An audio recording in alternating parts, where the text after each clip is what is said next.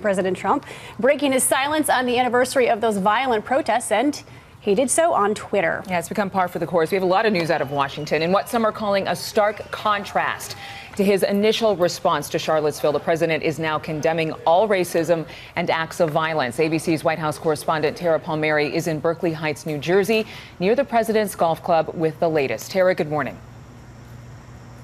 Good morning, guys. President Trump invited the press to his golf club yesterday for an event with supporters, but instead of further condemning the rallies, he called his former staffer a lowlife. This morning, President Trump calling for unity as demonstrators prepare to gather near the White House. The president tweeting Saturday he's fighting for all races, saying, "The riots in Charlottesville a year ago resulted in senseless death and division. We must come together as a nation. I condemn all types of racism and acts of violence." This, a sharper tone from last year, when many criticized him for not calling out violent white nationalists in clashes with counter-protesters, saying, "Well, I do think there's blame. Yes, I think there's blame on both sides." The president keeping his distance from today's rallies, spending the weekend hundreds of miles away with supporters at his Bedminster resort in New Jersey. We want to thank you for being here. Where he also responded directly for the first time to his former advisor, Omarosa Monagle Newman, who calls him a racist in her new book. Lowlife. She's a lowlife. The former reality show villain, Omarosa has to go. You're fired. Rose up to be the highest-ranking African-American in the White House, only to be fired late last year. Asked by TMZ if the president's attacks on athletes are causing tensions with the black community. He wants to start a race war. Succeeding. Would you say the president is a racist right now? Is it fair to say? Absolutely.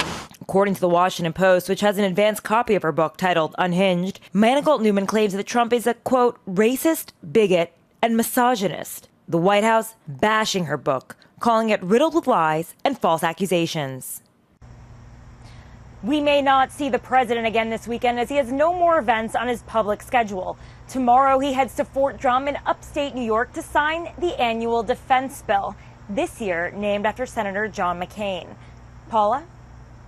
All right, Tara, thank you. For more on this, let's bring in ABC's chief White House correspondent, John Carl, who's hosting this week a little bit later this morning. So, John, we're a year removed from Charlottesville.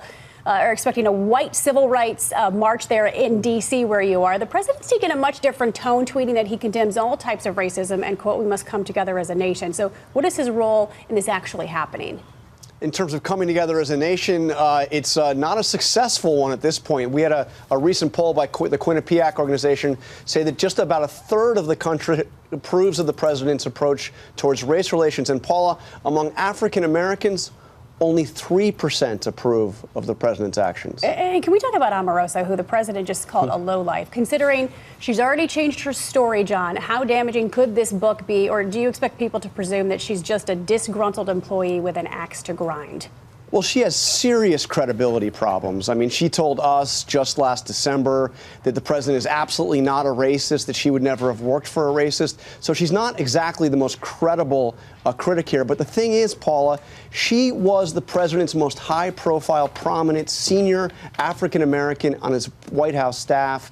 And for that reason, she can't be ignored. Yeah, you've got Michael Avenatti on the show, who's become an unlikely hero on the left. So this week he was doing the rounds as he's considering a presidential run. And John, you heard him say, quote, when they go low, we hit harder. So did Democrats really feel that he could be their guy? Could we see a Trump-Avenatti joust?